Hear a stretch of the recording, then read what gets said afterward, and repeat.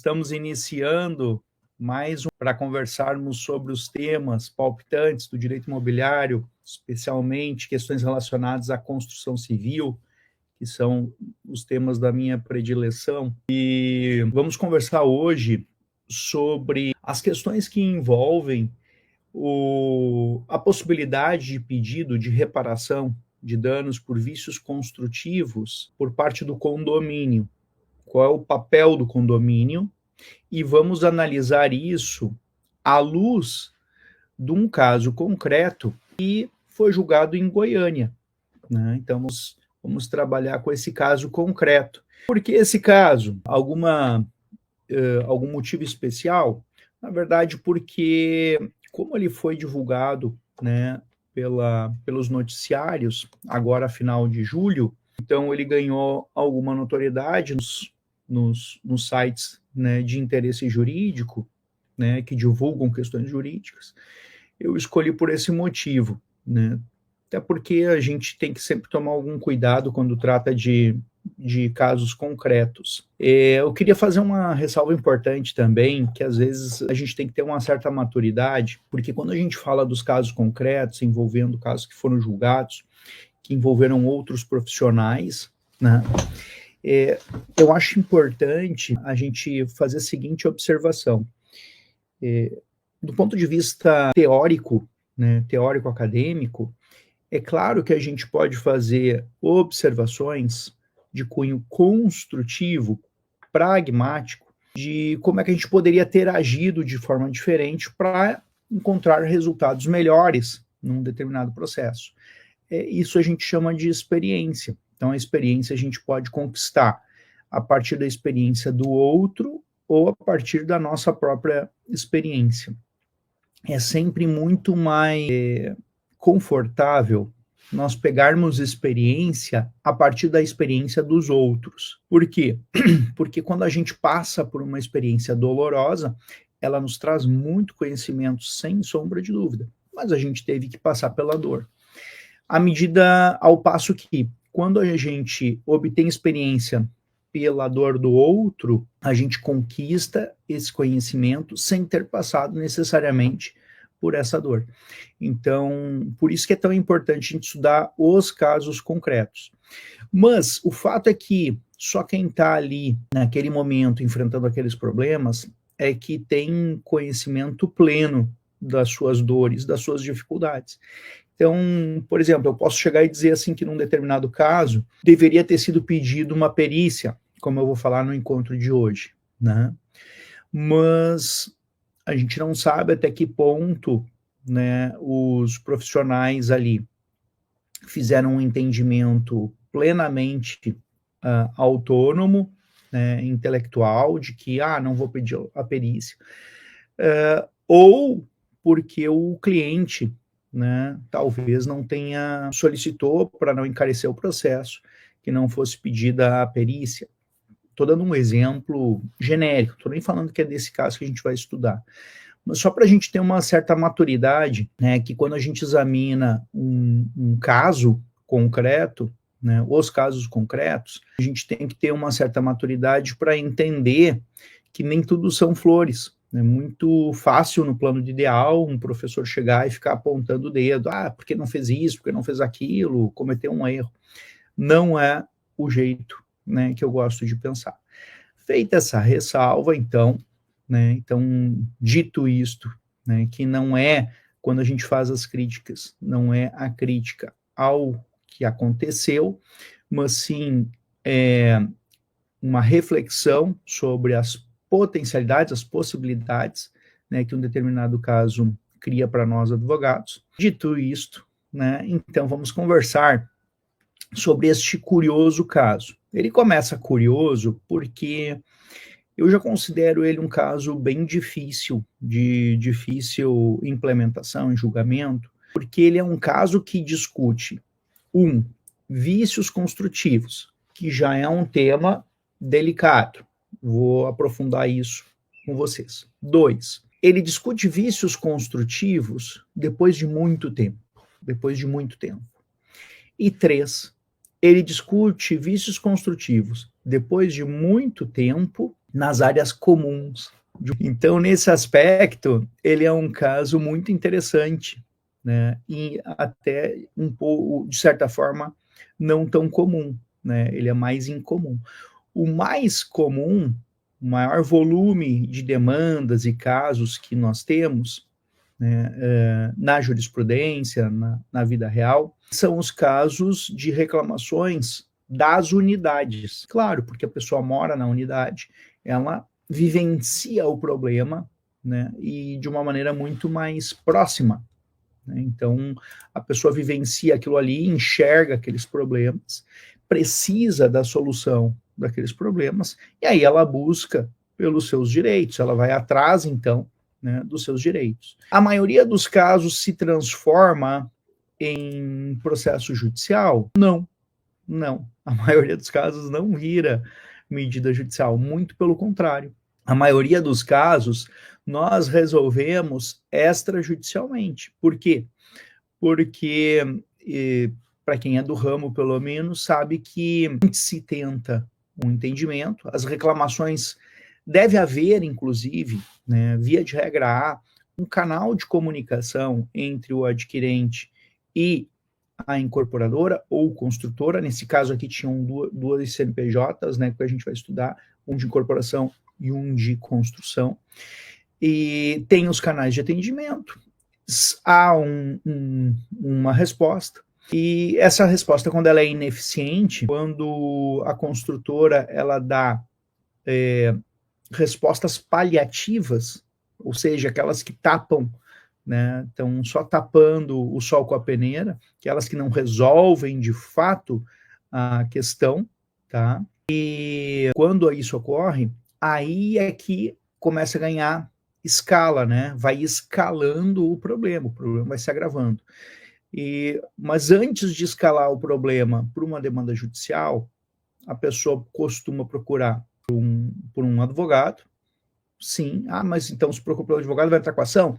Não necessariamente.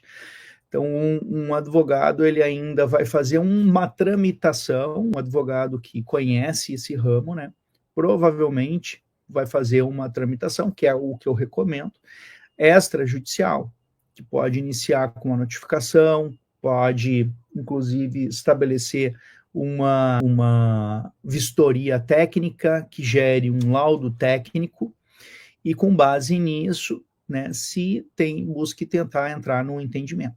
Só depois dessas duas instâncias, vamos dizer assim, né, duas instâncias administrativas, que é reclamação, primeiro ponto, direto do adquirente com a construtora, e segunda instância, já havia advogado com notificação, com vistoria técnica, etc. e tal.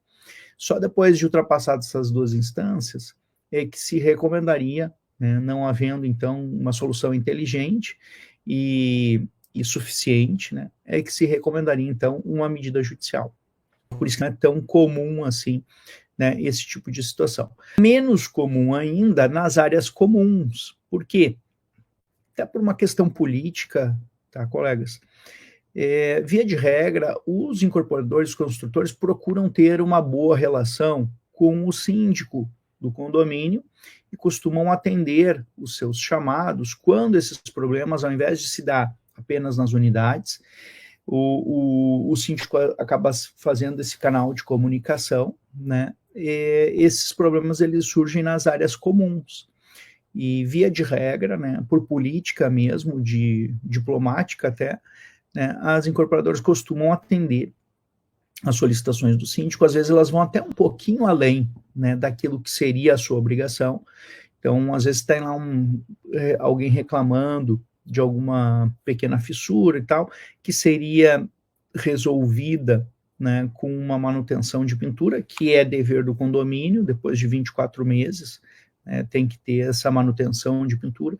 Não é incomum, já vi isso acontecer, né, a gente trabalhar numa negociação, numa tentativa amistosa de solução, da construtora, então, dá o serviço, o condomínio paga a tinta, então eles vão se ajudando, né, e vão conservando um pouquinho mais do que seria a obrigação deles de assistência técnica, que ela é na realidade, limitada a vícios, a defeitos. Esse é o primeiro ponto que eu queria trazer para vocês. Então, existem os vícios, os defeitos, né, que são próprios da atividade de construir, e existe a manutenção. Normalmente, a discussão jurídica que vai se estabelecer, ela vai levar em consideração este atrito entre, né, o vício, o defeito e a falta de adequada manutenção, né? E nós sabemos que realmente esses são os dois pontos frágeis, né? São as duas fragilidades de ambas as partes, tanto da parte dos adquirentes, questão da manutenção, às vezes por desconhecimento, às vezes por falta de uma boa orientação técnica, e às vezes também por economia, né? O mais comum é por economia. E a parte da construtora, né? Porque às vezes o serviço também, a prestação de serviço não foi tão qualificada, e os prestadores de serviço não eram tão qualificados, e aí acabou ficando uma sujeirinha para baixo do tapete, que acaba tendo que ser contornada com a assistência técnica. Então, esse é o ponto nevrálgico, é isso, esse cenário que eu estou desenhando é o que vai ser o contexto ou a temática, né, que vai ser desenvolvida em qualquer ação judicial que venha discutir essas questões, né, ou discussão mesmo extrajudicial, que nem eu falei nas duas primeiras instâncias, né, que a gente está brincando aqui com esse termo. Bom, pois bem, então, colegas, o que aconteceu aqui neste caso, então, de interessante que eu já mencionei? Então, o caso é num condomínio, né, lá de Goiânia, que foi entregue em 2014 e cuja medida judicial que questionava e exigia, né, a reparação de vícios foi proposta em 2019, tá? Então, olhem só, de 14 a 19, um mês antes de fechar 5 anos, tá? Provavelmente isso deve ter sido até pauta de debate, porque foi uns 15 dias antes de fechar os 5 anos da entrega que eles ingressaram com a ação. Eles devem ter avaliado isso por conta lá daquela previsão famosa do Código Civil dos 5 anos, né? Que a gente já fez aula específica aqui explicando que os 5 anos não é bem isso, né? Não é bem isso, tanto que tem ações que tem precedentes, né, que falam de possibilidade de indenização por 10 anos, tá? Mas, fecha esse parênteses, normalmente se cuida, né, para fazer dentro desse lapso. A previsão do Código Civil, só para não deixar, para relembrar, né, já fazer uma pequena revisão, ela fala da questão estrutural, tá? Não diz respeito a, por exemplo, uma pintura ou alguma coisa assim, que são questões de manutenção, né? Então não tem nada a ver com manutenção, é só vício mesmo, defeito mesmo, estrutural, né? Um telhado que foi mal executado, um projeto que não foi respeitado, então coisas, né, mais relacionadas à estrutura e à solidez do empreendimento. Então não é bem assim, não é tão fácil assim, né, você na justiça ter um ganho de causa, digamos, relacionados a vícios construtivos, tá? Então aconteceu isso, né, neste condomínio, por algum motivo, então houve uma desinteligência, né, não se chegou a um denominador comum, e eu devo ressalvar que nem sempre nós temos bandidos e mocinhos, tá? Às vezes a desinteligência, ela pode partir, né, de ambos os lados. Às vezes eu tenho lá um representante dos adquirentes, um síndico que é abusado, né, que exige coisas que não são razoáveis. E às vezes eu também tenho o construtor, a incorporadora, que é preguiçosa, né, que não tem interesse em resolver, né, ou fica lá contando moeda, querendo fazer paliativos, ao invés de dar uma solução definitiva para um problema que às vezes nem é tão difícil de solucionar, tá? Então, feito todos esses registros e cuidados, né, aconteceu isso. E esse caso ele é interessante pelo seguinte, ele teve idas e vindas, né? Ele é um processo que ele teve uma sentença de primeira instância que foi anulada, tá? Nessa sentença de primeira instância, ela foi baseada em laudo unilateral, sem perícia, tá? Não teve perícia, o que também É uma coisa, um caso desses. Por isso mesmo, foi anulada de ofício pelo tribunal, pela falta de perícia, o que também não é comum, tá? A aplicação do artigo 370 do CPC, já vou falar sobre isso. E depois aí teve uma segunda sentença de parcial procedência, aí sim baseada, então, num laudo pericial.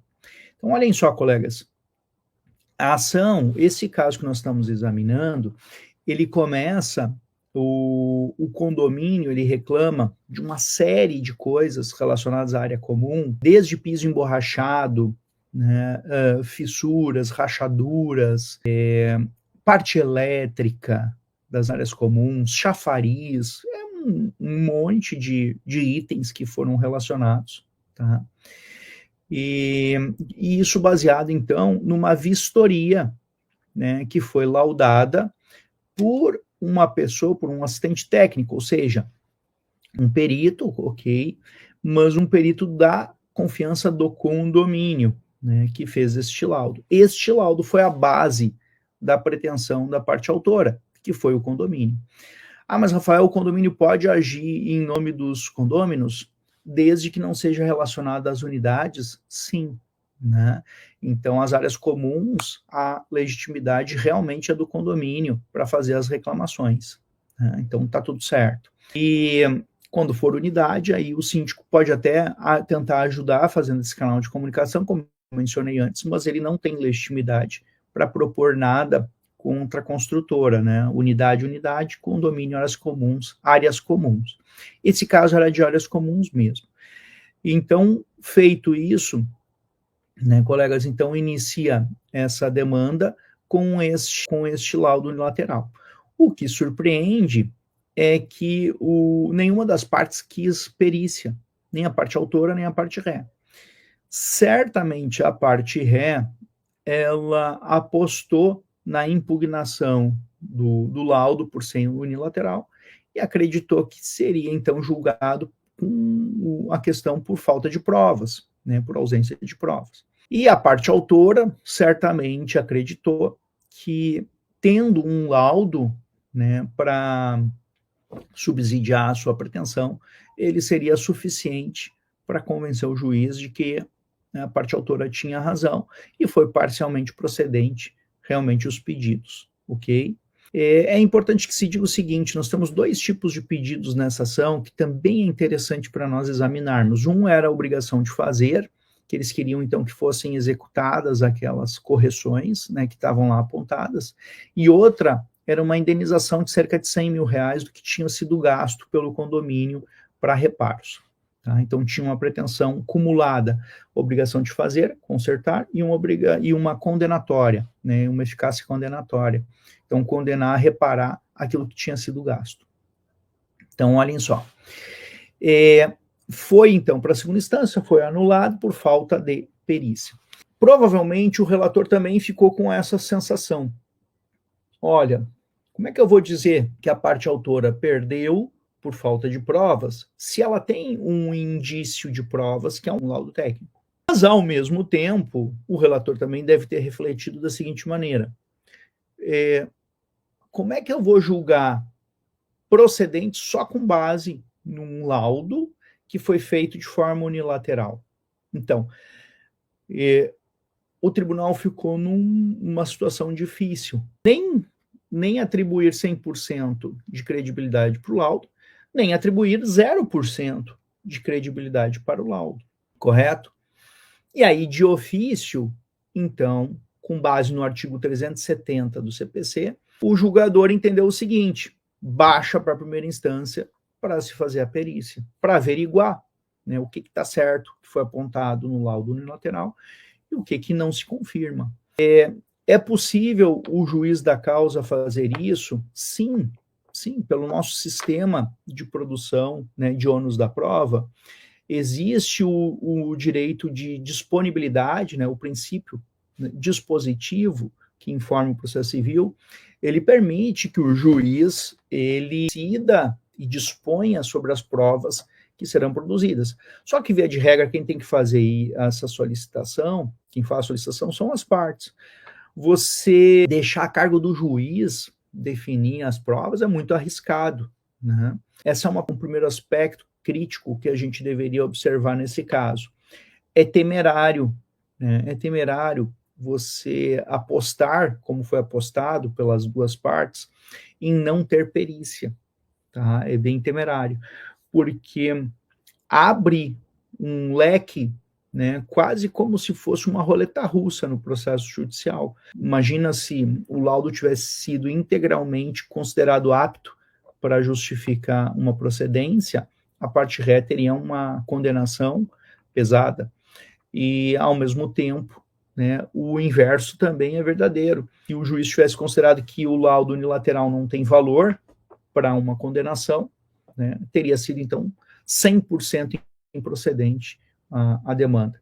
Então, fica essa lição. Claro, no caso concreto, não houve nenhum tipo de prejuízo processual, porque o relator de ofício determinou que se fizesse a tal da perícia, que é necessária para esse tipo de caso, né?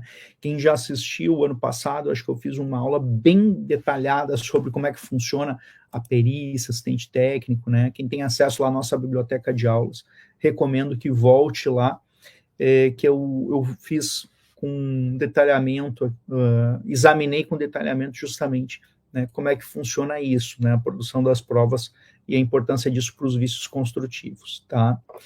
Pois bem, seguindo então a rotina do processo que a gente está examinando, então o artigo 370, princípio dispositivo, o juiz manda fazer, foi feita a perícia. O que aconteceu daí?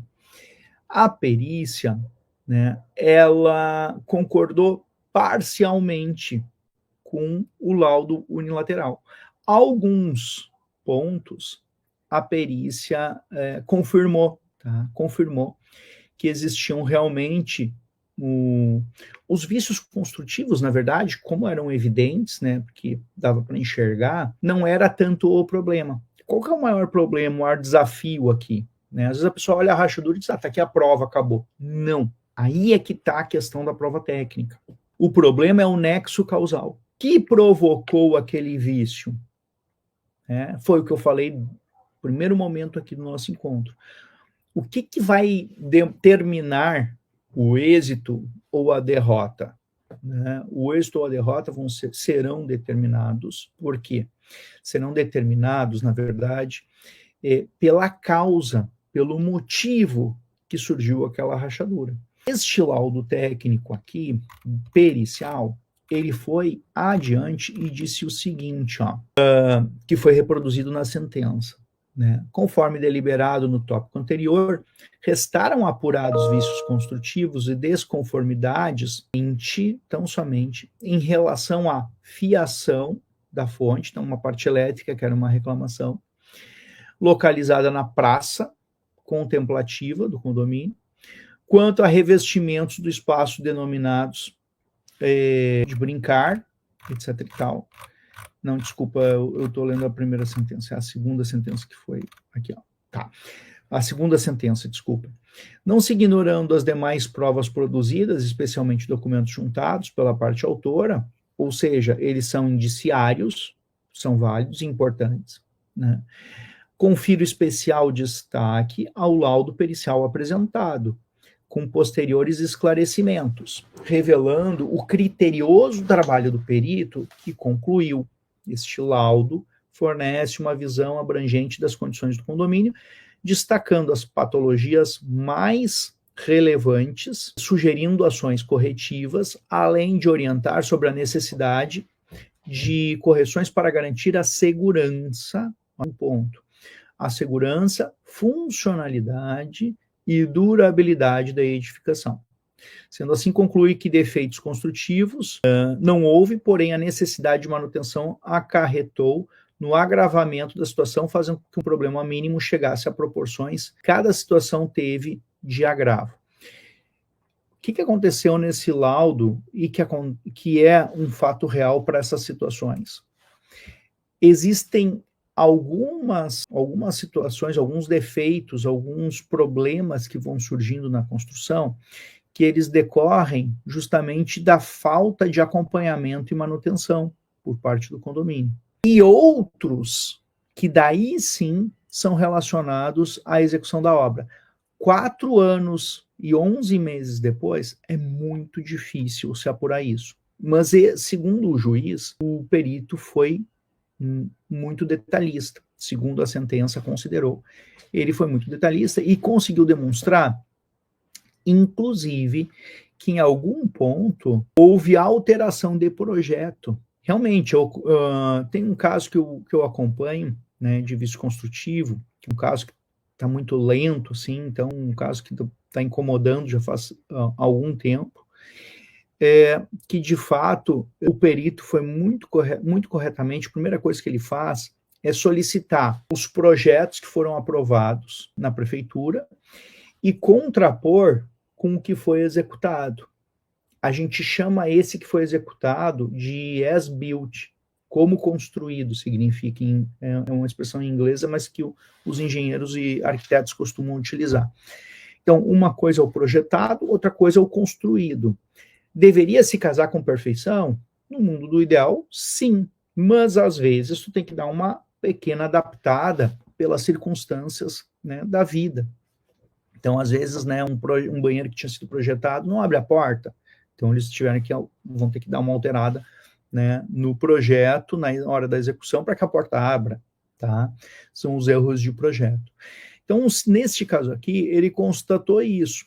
Isso é responsabilidade da construtora. Se houve uma alteração de projeto e essa alteração está gerando um problema agora, uma responsabilidade da construtora. Um outro aspecto que chamou atenção é que ele também entendeu em alguns pontos, né, desse exame, desse caso concreto, que a mão de obra utilizada para a execução de alguns dos serviços não tinha sido qualificada pela maneira como estava se apresentando lá a construção. Mas muitos outros pontos, né, ele entendeu que eram decorrentes da falta de manutenção.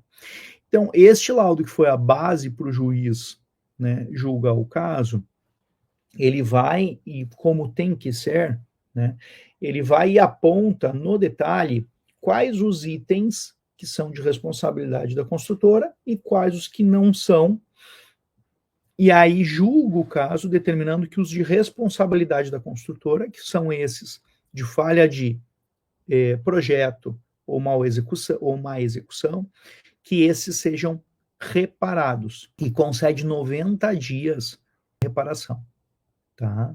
E comprovação da reparação. Sob pena de o condomínio, após os 90 dias, apresentar 3 orçamentos, pegar o de menor valor e cobrar da construtora, né, para que um terceiro execute esse reparo. Um ponto interessante também desse caso, que nos chama atenção, né, é o seguinte: o condomínio, além de descobrir agora, então, com o resultado da sentença, né, que alguns pontos ele tinha razão, outros pontos ele não tinha, porque diz respeito à manutenção, além disso, o condomínio, ele também não conseguiu a procedência do seu pedido condenatório. Então, ele apresentou lá cerca de R$100 mil de notas fiscais de reparos.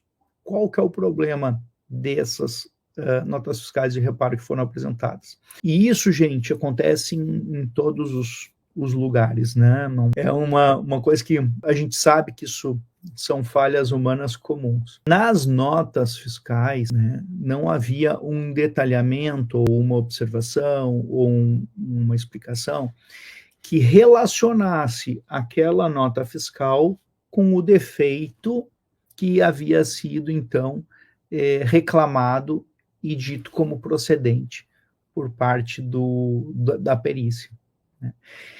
Então, olha só o nível do detalhamento. Assim como tudo está no nexo causal, tá, gente? Tudo está no liame, na conexão.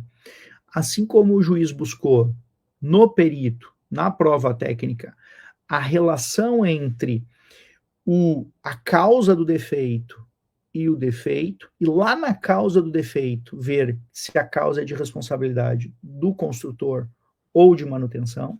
Assim como ele fez esse liame, o juiz também busca esse liame nas notas fiscais. Isso.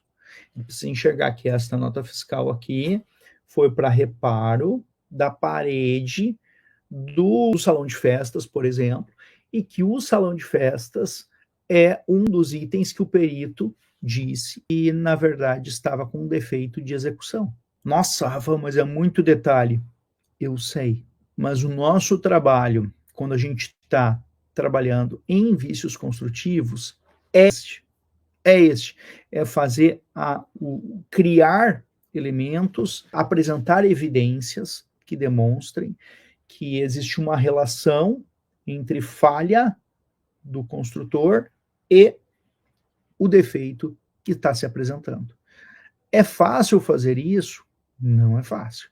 Um advogado consegue fazer isso? Claro que não. É necessária a prova técnica. Tanto é verdade, colegas, que esse nosso caso aqui que a gente está examinando, ele é super interessante, porque o próprio tribunal, né, o TJ de Goiás, de ofício determinou a realização dessa prova técnica, o que vem apenas a confirmar tudo que nós estamos dizendo e avaliando em termos de necessidade de trabalho, né, ou seja, essencial, né, para que se examine se tem uma solução justa e conforme o direito nesse tipo de situação. Pode acontecer enganos, às vezes, né, já vi isso acontecer. A gente é humano, né? E às vezes até um técnico, num primeiro momento, pode se confundir também. Então, numa visita assim mais genérica, ele olha, né, vê o que ele pensa. Esse mofo é de uma infiltração do banheiro de cima, certo? Eu já vi isso de fato acontecer. E na hora que vai se abrir a parede, o banheiro de cima está sequinho, não tem nada. Colegas, eu me lembro de um caso que eu acompanhei, tá? Que o apartamento do térreo, ele tinha um problema gravíssimo de infiltração e a proprietária tinha certeza absoluta, assim como os técnicos que iam lá olhar também acreditavam que era do banheiro de cima. O proprietário do banheiro de cima, ele dizia o seguinte: impossível, eu fiz uma reforma ano passado no meu apartamento e troquei piso, troquei tudo, tá perfeito. E aí, palavra versus palavra, né? E aí o proprietário acabou por ceder e autorizou. Mas ele disse o seguinte: olha, eu vou autorizar que abram o meu banheiro novinho, todo bonitinho. Vou autorizar. Mas vocês vão ter que abrir até encontrar, inclusive nos outros andares, porque ele tinha essa convicção. E mais, se for meu defeito, eu pago. Eu pago e ele já estava pagando, inclusive, aquele profissional, né? Ele fez questão, inclusive, de contratar o profissional porque ele queria alguém que fosse correto, né? Que não fosse puxar a brasa pro assado de ninguém. Se eu vou pagar, eu estou contratando, era um profissional indicado pelo próprio condomínio, mas ele contratou e combinou isso com o profissional. A única coisa que eu quero é que tu me relate tudo que tu encontrares. O profissional abriu e não tinha nada mesmo no banheiro dele. Aí ele abriu o do lado, não tinha nada.